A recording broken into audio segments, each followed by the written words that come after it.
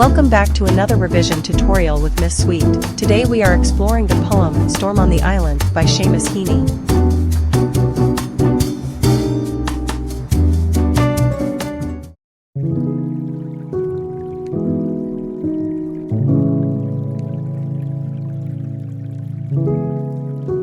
Seamus Heaney was an Irish poet who lived from 1939 to 2013. Aside from W.B. Yeats, there is probably no other Irish writer whose work is read and treasured so widely. Heaney was born and raised in Northern Ireland, growing up in a Catholic household in a society that was largely Protestant. Heaney published numerous books of poetry throughout his life, as well as plays and translations.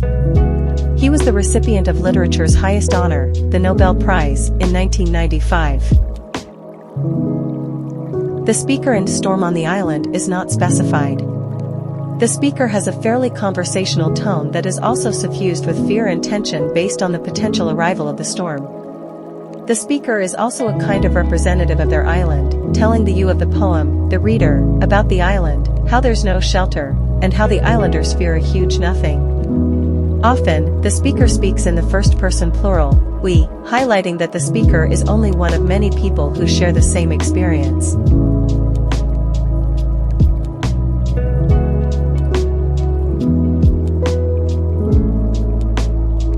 One of the most notable aspects about Storm on the Island is the way that it doesn't seem to have a specific historical or geographical context. This lends the poem a universal quality, as though it could be happening anytime and any place. So on the one hand, the poem can be read literally as an account of humankind's fear of nature, and the power that nature holds to destroy. Growing up in Northern Ireland and as an Irish poet, the political situation of Heaney's home country is a key feature of his poetry, even if it isn't always alluded to explicitly. Northern Ireland was, and remains, a country divided between those who would prefer to unify with the rest of Ireland, the Republic, and those who are loyal to the United Kingdom and its monarchy. By and large, the former group are Catholic, like Heaney's family, and the latter are Protestant. Ireland was one of England's earliest colonies, and England sent a large number of people to its northeastern corner to settle there during the 17th century.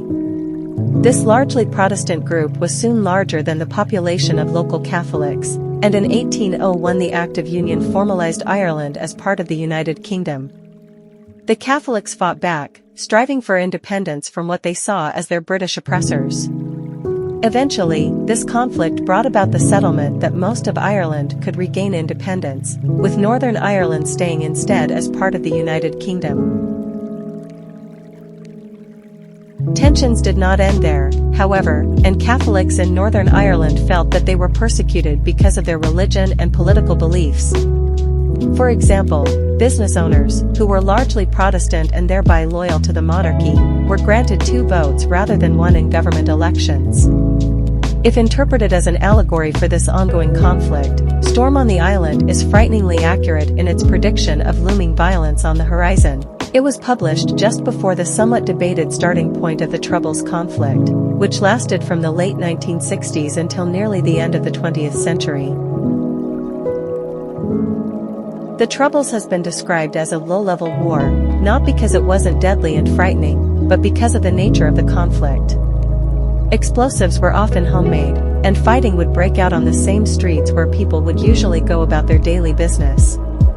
To this day, Belfast is divided by so-called peace walls, attempts to keep the two communities apart. A hard-won and tense truce between the two sides culminated in the Good Friday Agreement, signed in 1998. This attempted to put into place a political power-sharing agreement, with the UK government relinquishing some of its powers to Northern Ireland. The Northern Irish situation remains fraught with difficulties, which are currently exacerbated by the problem of Brexit. The Republic of Ireland is and will remain a member of the European Union, regardless of the status of the United Kingdom, including Northern Ireland. The poem's title actually contains a place name, Stormont, Storm on the Island. This is the Parliament building in Northern Ireland, and its presence in the title subtly suggests that the poem may be more politically specific than it appears on first glance. Furthermore, the use of modern military language in the last stanza, strafes, salvo, and bombarded, seems to tie the poem to the 20th century. Soon after this poem was published in Heaney's first collection, tensions erupted into violence in Northern Ireland, initiating the stormy conflict known as the Troubles, which was to last almost until the end of the century.